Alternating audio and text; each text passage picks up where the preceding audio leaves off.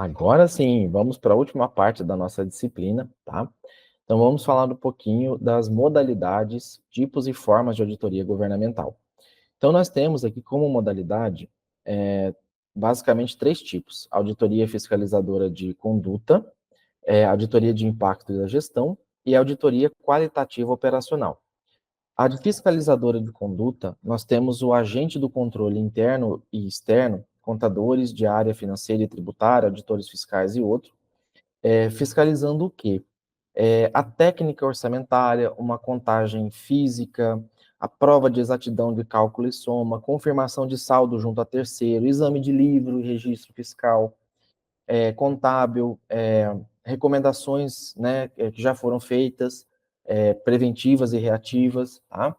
Então, essa fiscalizadora de conduta, ela é focado bem na questão da conduta realmente do agente e dos registros, né? Se eles estão bem organizados ou não. Essa questão de contagem física, né, e prova de exatidão, é algo bem interessante, porque muitas vezes o pessoal, na hora de armazenar, de estocar, eles fazem furo, né? Eles deixam ali alguns buracos, ou às vezes coloca ali só a caixa por fora, o produto está vazio por dentro, né? Eu lembro, pegando um exemplo aqui, uma vez fiscalizando alguns polos da UAB, que estava a foto do laboratório de informática estava bonitinha, assim, parecia que tinha lá os 20 computadores, mas na verdade só tinha o gabinete dele, não tinha o computador, né, dentro ali, placa-mãe, né, só tinha ali o gabinete. Então, se você olhasse só a foto, parecia que estava tudo certo, mas quando você ia lá, não estava, tá? Uma outra vez também, eu lembro, fazendo um projeto com o Tribunal de Contas do Estado de Rondônia durante o mestrado, em que dentro de uma disciplina a gente foi conferir com alguns auditores alguns processos, né? E era uma construção de duas pontes, né, uma em cada lugar, e era bem distante, assim, era mais de 300 quilômetros uma ponte da outra, e era a mesma empresa que executou, e eles tiraram as fotos de ângulos e dias diferentes, para dar a impressão realmente, em períodos diferentes, né, o rio mais cheio, o rio mais vazio, para dar a impressão que eram realmente dois lugares diferentes, que eram duas pontes. Quando, na verdade, era uma ponte só. E o que entregou foi o mesmo cachorro ter aparecido na foto dos dois lugares, tá? Então, assim, esse cachorro, ele tinha uma mancha muito específica nele, e ele saiu meio que, né, num cantinho de algumas fotos lá, e foi isso que chamou a atenção ali dos auditores, né? Depois, quando foram em loco, a ponte, a segunda, até tinha sido realmente iniciada, mas não tinha sido concluída, e o processo era de conclusão da obra, tá? Nós temos também a auditoria de impacto de gestão. Essa auditoria, ela procura tem, né, como característica manter o auditado um pouco distante, né? Então, ele não está tão próximo ali, tá? Visto que ela utiliza em cima daquilo que é publicizado, né? Em cima daquilo que é publicado, então é feito meio que no silêncio ali, para depois fazer os questionamentos para ele, né?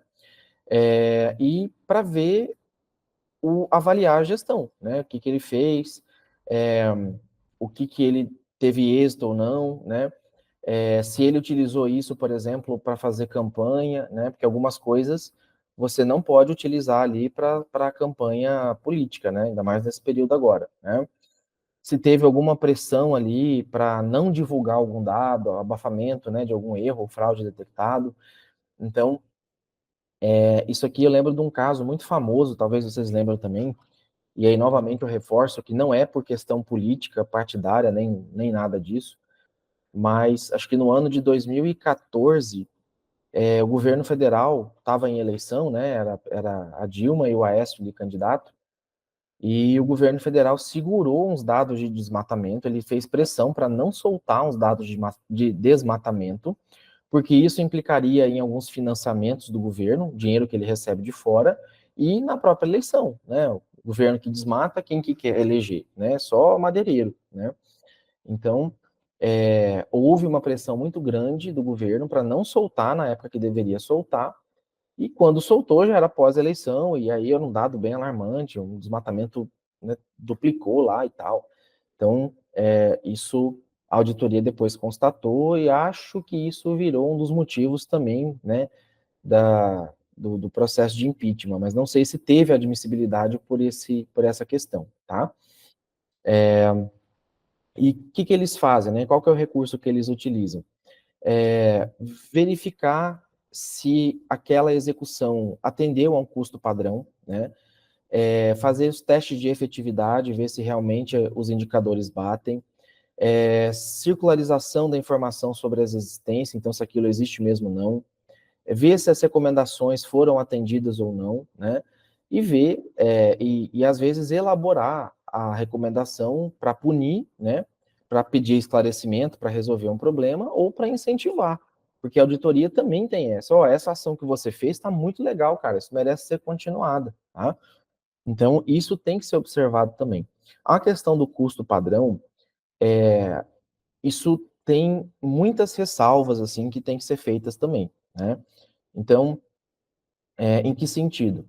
Às vezes você tentou comprar o ar-condicionado já com a instalação do serviço, para manter ali a garantia do equipamento, que inclusive a fabricante pede para que seja feito só por assistência especializada, né? A empresa que vende geralmente instala também, né? E aí você fez uma licitação e você vai pagar mais barato comprando o ar já com a instalação vinculada.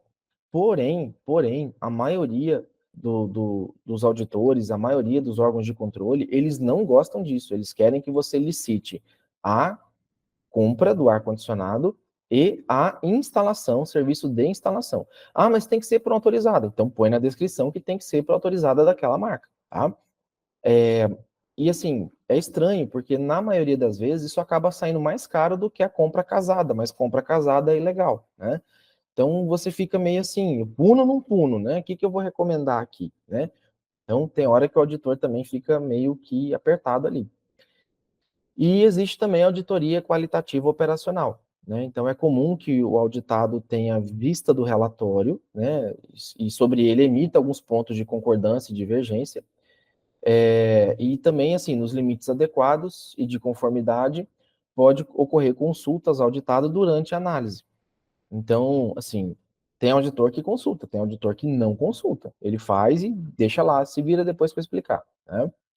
Então, as técnicas utilizadas são a seleção de amostra para uma determinada área, e isso é um ponto, né? Às vezes eu peguei uma amostra podre, né? Uma amostra que não é representativa, mas a ideia da auditoria é que a amostra é amostra, então toda amostra ela tende a ser representativa, né?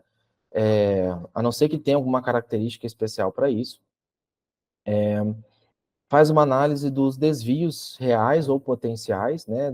Também de dados e informação ali da organização, e a identificação das causas e efeitos dos envolvidos, né? O que cada um contribuiu ali, talvez, para aquele problema ou para aquela situação, tá? E visa também verificar e confirmar algumas evidências, tá? Então, esses é basicamente os 3 tipos. E a classificação delas, tá? Nós temos aqui a auditoria de avaliação da gestão, né? E a auditoria, perdão, de acompanhamento da gestão. Então, essas duas são as principais, mas tem outras, as acessórias também, que eu vou explicar já já.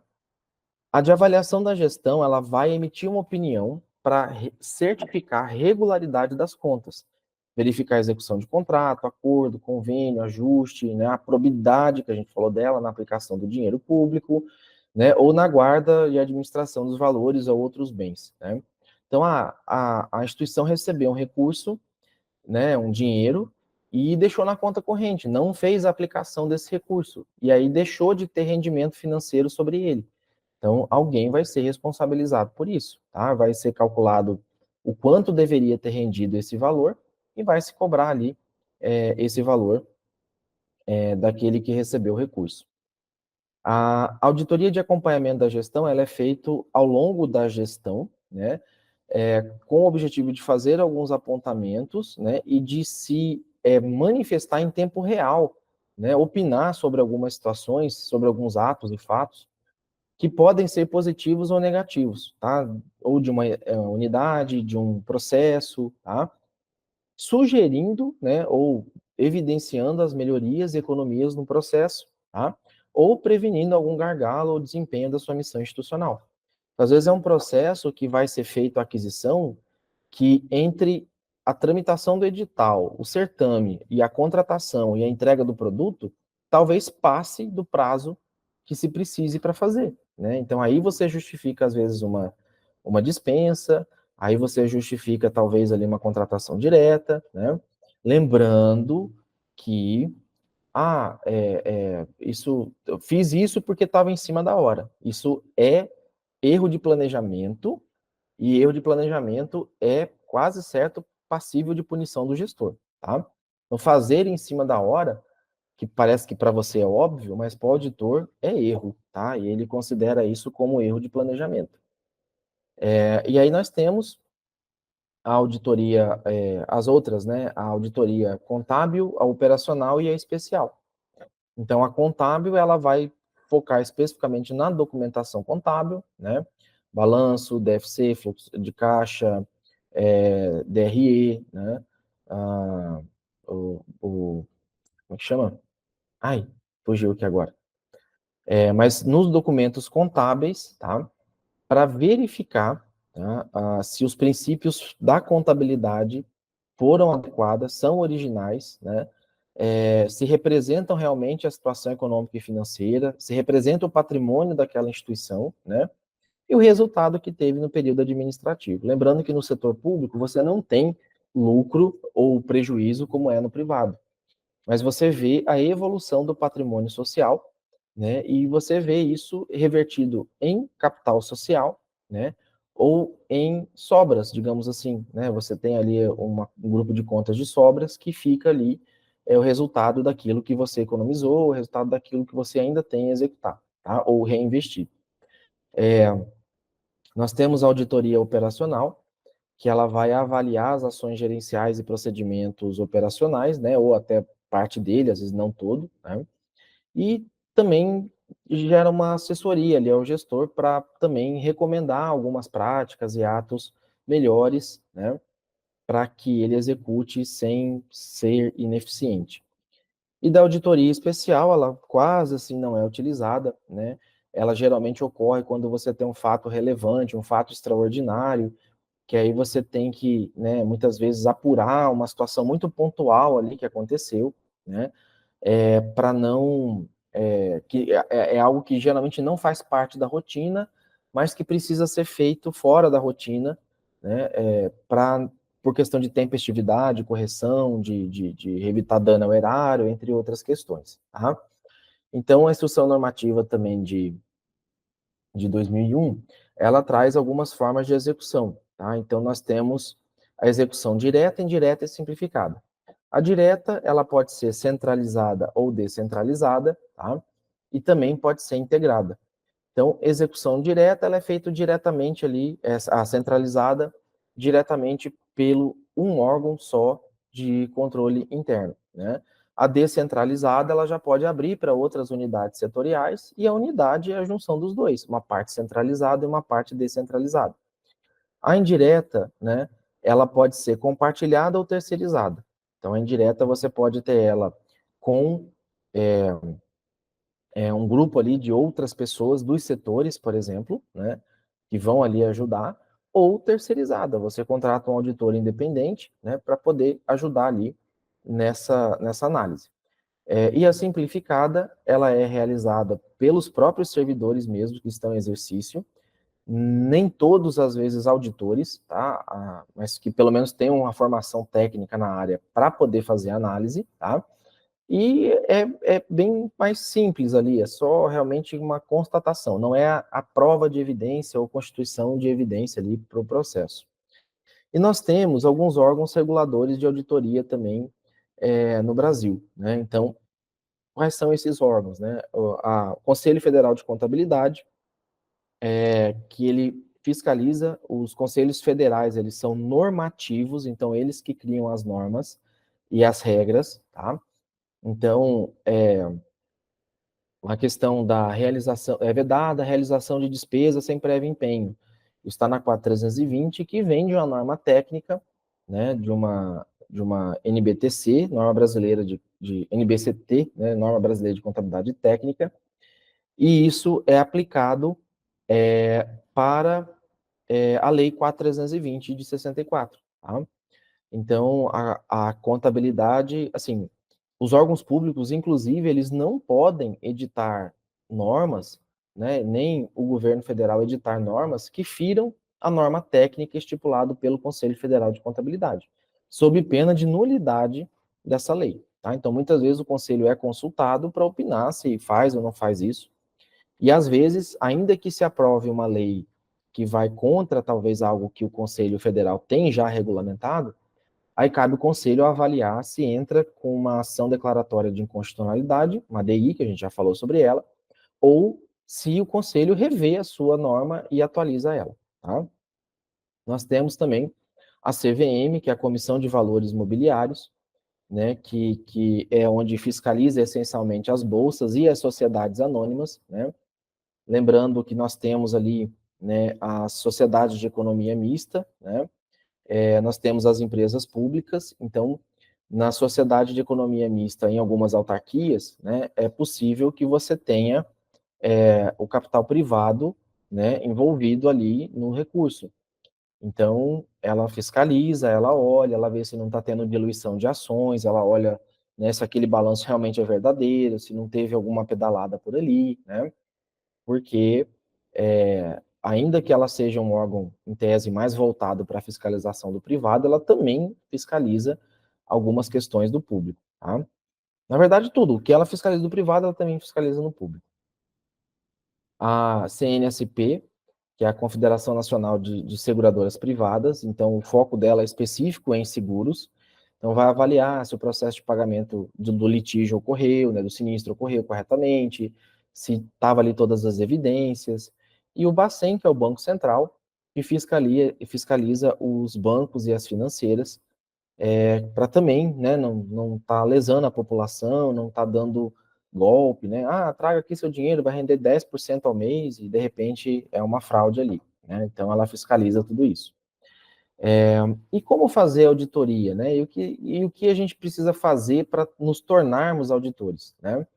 Então, assim, em administração não tem como a gente se tornar auditor, né? A não ser que a gente faça ali, ainda que faça algumas especializações, mas as especializações te habilitam para alguns trabalhos técnicos, não todos, tá? Então, primeira etapa é a obtenção da informação, né, se capacitar e ter acesso às legislações que amparam. No livro, o autor traz todo o rol de legislações, que eu não trouxe aqui, que são muitas, tá? Para você conhecer e saber, né, com quais normas o auditor se fundamenta para trabalhar, tá? Isso, assim, em geral, né? Cada órgão, dependendo, acaba tendo mais regramento ainda para ser observado. A segunda etapa, deixa eu só ver se não caiu aqui a internet, que oscilou aqui a energia. A segunda etapa, ela trata da revisão dos objetivos, políticas, normas legais e administrativas. Então, a partir da lei que vai amparar a sua análise e da documentação que essa lei vai dizer para você olhar, você percebe a tal da tática de São Tomé, né? Que é muito presente no cotidiano da auditoria. Mesmo vendo, não se deve acreditar até que haja uma prova convincente para exibir, né, gerando mudança nas opiniões dos descrentes. Então, não tem aquela expressão só acredito vendo, né? Então, na auditoria é isso, eu só acredito vendo. A pessoa pode vir, pode ser seu amigo, te dar um tapinha nas costas, né? Mas se não for evidenciado, não relatado como não encontrado, não ausente, não faz nem ressalva, tá? Então, tudo deve ser provado, né? E mesmo que venha à tona uma situação incontestável, para o auditor, ele deve desconfiar e verificar o conceito, reunindo elementos capazes de provar a outros essencial daquilo que foi constatado, tá? Então, a gente tem que ter habilidade e capacidade de reunir evidência dos atos e dos fatos, tá? E aí sim, você emite a sua opinião, né, em cima disso. Então, os processos, né, pegando um exemplo aqui, que é uma auditoria dos reconhecimentos, um tipo, né, não formal, né, é uma verificação dos processos de reconhecimento de curso. Não adianta você falar que os alunos fizeram a visita técnica. Cadê a foto? Cadê o projeto, né? os alunos fizeram uma prática da disciplina tal. Cadê foto, cadê evidência, cadê relatório, cadê documento, né? Então, você pode, até assim, foto por foto, às vezes nem sempre prova tudo, né? Ainda mais com inteligência artificial, com edição de imagem, que ficou tão fácil hoje em dia. Mas o que eles se atentam mesmo é a documento, tá? A terceira etapa é fazer a revisão e avaliação do controle interno. Então, você vai fazer uma análise com o controle interno para ver se aquilo é sabido, se aquilo está correto, né? Se é esse procedimento mesmo que usa, né? A quarta etapa aí sim é onde você vai fazer o detalhamento, vai entrar na análise do mérito da área crítica, né, a ser auditado. A quinta etapa nós temos como comunicação e resultado, e há quem defenda a sexta etapa, que é a verificação a posteriori dos resultados apresentados, tá? Mas isso não é consenso entre os auditores, por isso que eu nem coloquei aqui, tá? Vou deixar isso bem claro. Porque tem algumas auditorias que ela comunica o resultado e depois ela vem cobrar, né? Ela vem verificar se aquilo que ela comunicou para arrumar foi arrumado, foi corrigido, tá? E aí, o que é o procedimento e o que é a técnica de auditoria, né? Para a gente já caminhar aqui para o nosso fechamento. Então, o procedimento de auditoria é o conjunto de verificações e averiguações previstas num programa de auditoria, que vai permitir obter evidências ou provas suficientes e adequadas para analisar as informações necessárias para a formulação e fundamentação da opinião por parte do sistema de controle interno do Poder Executivo, né, federal, estadual ou municipal, tá? Então, o procedimento é como você fez, como você chegou. Reuniu-se tal dia, requereu-se tal documento, analisou-se dessa forma, fundamentou-se na norma técnica tal, no autor tal. Então, aí você vai descrever o procedimento de auditoria. E a técnica é a ferramenta ou, né, o conjunto de processos que você usou para fazer a análise e o controle das evidências, né? Que elas devem ser suficientes. Então, assim, a amostra, vou pegar tudo então. Não, né? Eu tenho que pegar uma amostra. Se eu pegar tudo, vai levar muito tempo, né? Tem que ser, assim, adequada e representativa, né?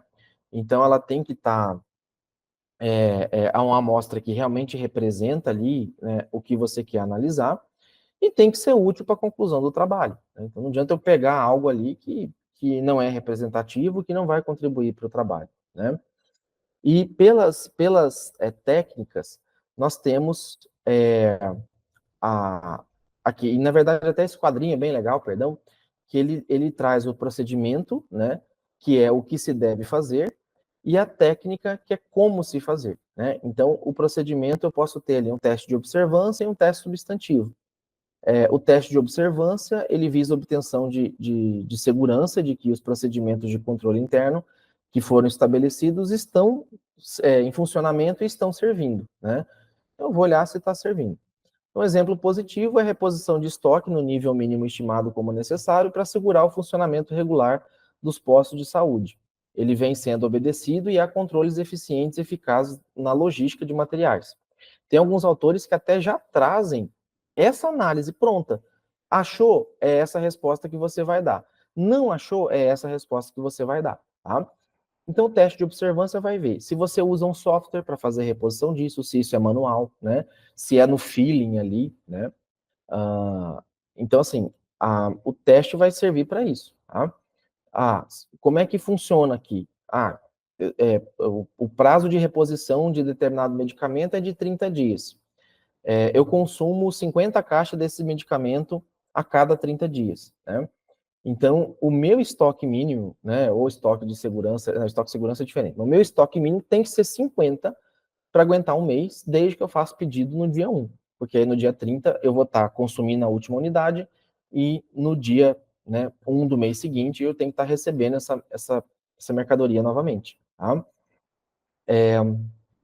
Já o teste substantivo, eles visam a obtenção de evidências quanto à exatidão, validação dos dados produzidos, né? E ele divide-se em alguns outros testes, como transação, saldo, procedimento, entre outros, né? E aí, como exemplo negativo, o autor traz uma estrutura disponível para a contabilidade ser gerada não garante a tempestividade e a regular apuração de resultados mensais necessários para suprir relatórios e expor audiências públicas. Tá? Então, há insatisfação de usuários e lideranças comunitárias diante da precária e intempestiva evidenciação. Então, muitas vezes aquilo que é feito na audiência pública já perdeu o time, demorou demais, né? Já passou o período, como aconteceu, por exemplo, lá no Rio Grande do Sul, das chuvas, né? Foram fazer audiência pública, acho que mês passado, para discutir o impacto da chuva, né?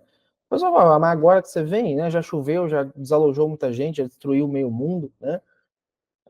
Mas tudo bem, está fazendo com vistas para o ano que vem, mas mesmo assim, né? Foi reativo, não foi proativo, tá? E das técnicas de auditoria, a gente tem indagação, que é a formulação de pergunta escrita ou oral, que você pode ter entrevista ou questionário junto a uma pessoa ou a um setor, né? E análise documental, que é onde você vai fazer uma amostra, né? Por exemplo, aqui, aplicação de amostra documental, onde se constata que 40% das pessoas que requisitam o material não têm treinamento para manuseio e armazenamento adequado dos mesmos. Então, com essas constatações, né, a gente tem o que se deve fazer, né, e como se deve fazer. Então, com isso, pessoal, eu fecho a nossa disciplina com um recadinho, né, 2 recadinhos até do Chico Xavier, né, ele é espírita, né, eu não sou espírita, mas eu acredito que talvez tenha alunos assim, que gostam, né, dos ensinamentos dele, e ele, né, fecha com 2 frases, que é a primeira, que Deus nos concede a cada dia uma página de vida nova no livro do tempo, aquilo que colocamos nela corre por nossa conta. Então, nós somos responsáveis, né, pela nossa vida, pelo nosso futuro, tá? E embora ninguém possa voltar atrás e fazer um novo começo, qualquer um pode começar agora e fazer um novo fim, tá? Então, que isso sirva de motivação, que isso sirva de inspiração para vocês, para a gente tocar bem a nossa disciplina e rumar aí ao 8º semestre para a conclusão do curso. Joia? Então é isso, queria agradecer mais uma vez a oportunidade de trabalhar com vocês aqui em sala. Provavelmente acho que vai ser a última disciplina que eu trabalho com vocês, né? E no mais, estou à disposição aí para contribuir e fortalecer o conhecimento de vocês. Um abraço, tchau, tchau.